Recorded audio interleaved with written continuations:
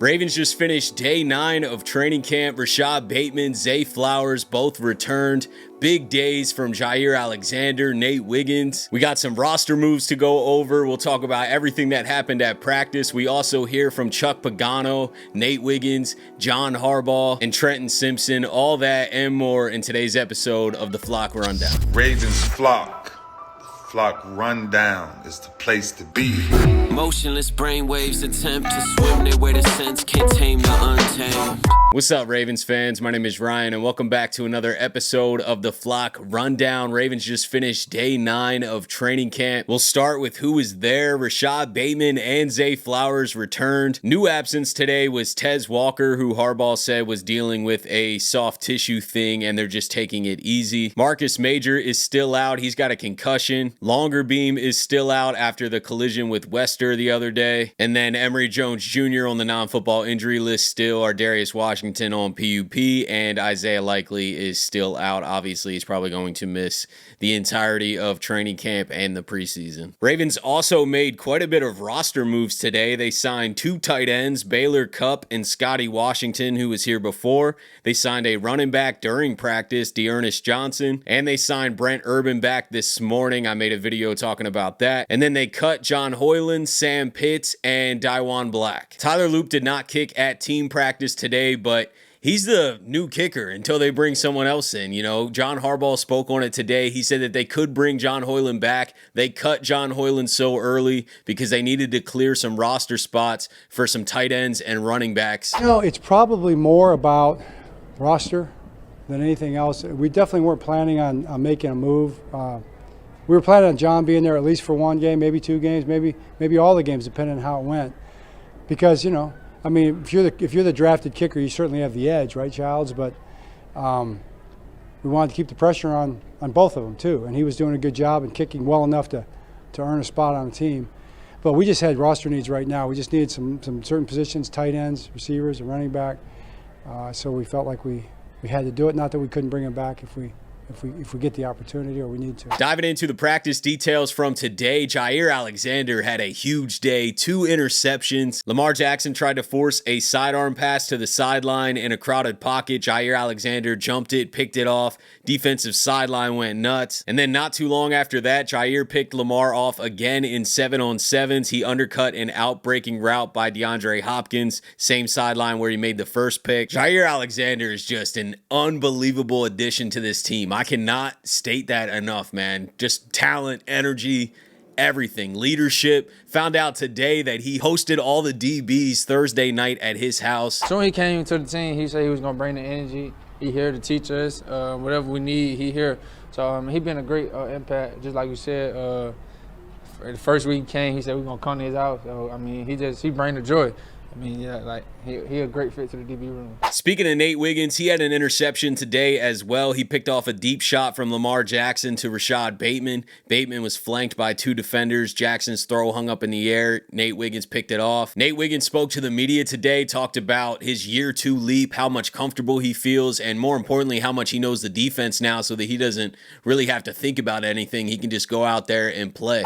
Seeing the route concept, getting to know just like the NFL better and just the concepts of the routes, how deep the route is. So I feel like last year I was just playing with my talent and what God would give me. So this year, I mean, it's going to be a totally different ball game this year. I know like the routes, how they want to do the routes, how they want to run the routes. So now it's like it's just slowing down everything going to me now. Ruben Lowry had another interception today on Devin Leary, ripping the ball away from Guillory on the sideline. Ruben Lowry has had a ton of turnovers throughout this season. I mean, it seems like he's getting an interception every few practices, and that's been the case all the way through this entire offseason, not just training camp. And the defense in general is getting a ton of turnovers. I mean, they are really bringing it to the offense, and there's a huge emphasis we heard from Zach Orr and others and Pagano today, a huge emphasis on getting turnovers, creating more turnovers, getting the ball back to the offense as much as possible. Chuck Pagano spoke on that today. Yeah, so,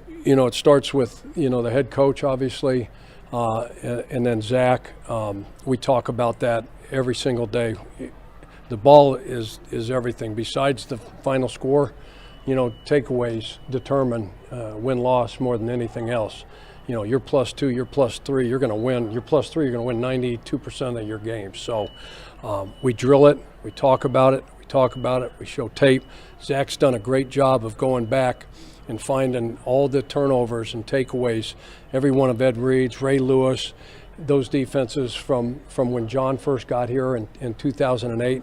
So he's showing our own guys making plays from practice. So when you see it, you talk about it in the room, you go to practice, individual drills, we're working turnovers all the time, we're talking about it, and then you have a day like today, where you get 4 or 5 interceptions, guys are getting their hands on the ball, pass breakups, those kind of things. Again, it just becomes kind of a feeding frenzy, if you will. It wasn't all defense today. The offense also had their moments. Hopkins had a terrific leaping grab over the middle from Lamar, and then Lamar hit Keith Kirkwood in stride for a 50-yard touchdown down the sideline, who had a step on Nate Wiggins. Cooper Rush maybe had his best day today. Him and Dayton Wade connected. Wade had a step on TJ Tampa. Rush dropped it in beautifully with a little room on the sideline. Cooper Rush and Dayton Wade have really started to stack some good practices here. Early in camp, a lot of reports were that Cooper Rush wasn't having great days and was having a lot of turnovers. The backup offense in general continued to struggle, but Cooper Rush has really turned a corner, and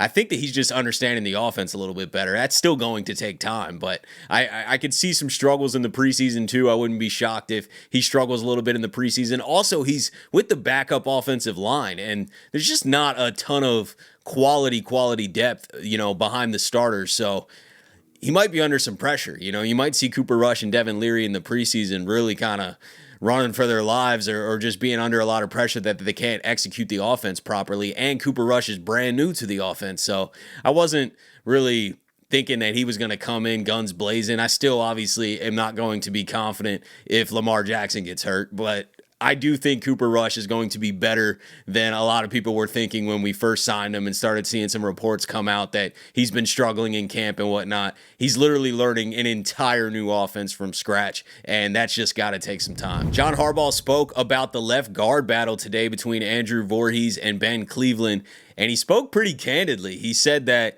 he wished it was decided today, but they should know after this first preseason game. And then he went as so far to say that Andrew's in the lead. I want to have it settled now today, but I think we'll know by the end of this next game probably. Andrew's got the lead. Andrew Vorhees is in the lead. Something would have to change, but Ben is. I will say Ben, he'll tell you first 3 or 4 days didn't look too good. Then the next 3 or 4 days looked real good. So good for Ben, Andrews looked good all the way through, so he's in the lead at this point. I think by John Harbaugh saying this publicly to the media already, it's pretty much set in stone that Andrew Vorhees is going to be the starting left guard. I think the entire starting offensive line is set. There really wasn't as many battles. I guess they are battling between Cleveland and Vorhees, but it seems like Vorhees is running away with it, and the coaches want Vorhees to win the job. I really think so. So we'll see Ben Cleveland probably get some reps at guard in the preseason, which is going to be big. Last year he was getting reps at center. So I do want to see him at left guard, the position that he's actually fighting for. I'm a little disappointed overall in the amount of camp battles on the offensive line. Not that the tackles really were competing or the center, but I definitely wanted, a right guard and left guard competition. We're getting a little bit of a left guard competition. I don't think we're having much of a right guard competition. It's going to be Fa'alele. They drafted Emory Jones Jr. He's still on the non-football injury list. If a rookie misses this much of the offseason, they're just usually not involved really at all in the regular season. So I definitely think the starting offensive line is set. Don't love the depth behind the starters, but you can always add to that. There's still some guys floating out there. And I still think this offensive line is going to take a leap from last year. So while it might not be perfect, it's not the ideal offensive line. Wish we had Marshall Yanda at right guard, but I definitely am confident that they're going to be better than last year, which is still going to be pretty solid and more than enough to get the job done if everyone stays healthy. If somebody gets hurt on that offensive line, we may need to go make another move. I really don't think there's a lot of depth. You got those rookies like Carson Vincent, who's probably just not ready yet. He's a developmental swing tackle.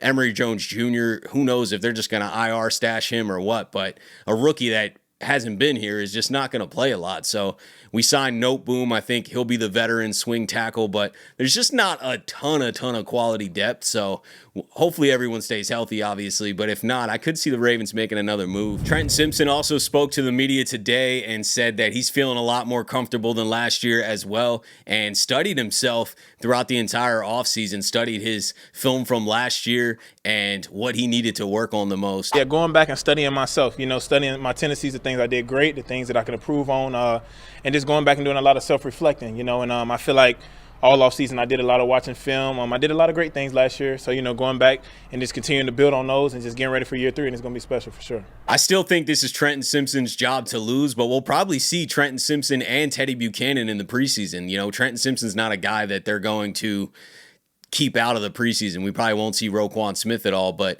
it'll be nice to see the inside linebackers battle a little bit in the preseason. I'm excited to see what Teddy Buchanan brings to the table as well. I know he's an athletic freak and is going to probably push Trenton Simpson. I just think that Trenton Simpson, with a year under his belt here, well, 2 years really, but a year, being the starter at least for a little bit, I think that experience is just giving you a leg up on Teddy Buchanan. Teddy Buchanan, who has not played in this Ravens defense at all, is going to be behind Trenton Simpson, who's in year 3. But either way, I think Teddy Buchanan brings a lot to the table and could push to be in a rotation, or could push Trenton Simpson for the starting job if he, clearly shows that he's the better option. So excited to see that battle in the preseason for sure. That's pretty much it from day 9 of Ravens training camp. Tomorrow is the stadium practice. Pads are also going back on, so looking forward to seeing that. I think the Ravens are broadcasting the entire stadium practice on YouTube Live. So, we'll be able to see everything. We don't have to rely on the reporters or anything that, is going on at camp that we can't see. We'll be able to see everything virtually. So definitely tune into that. That'll be exciting. But appreciate you guys, as always, for tuning in to another episode of the Flock Rundown. Have a beautiful rest of your day. And I'll let the greatest linebacker in the history of the game take us out. Ravens Flock. The Flock Rundown is the place to be. My man Ryan has been a lifelong Ravens fan since he was born. The Flock Rundown. Nothing gets better than waking up and wondering how high we can fly. Tune in. Motionless brainwaves attempt to swim their way to sense, can't tame the untamed.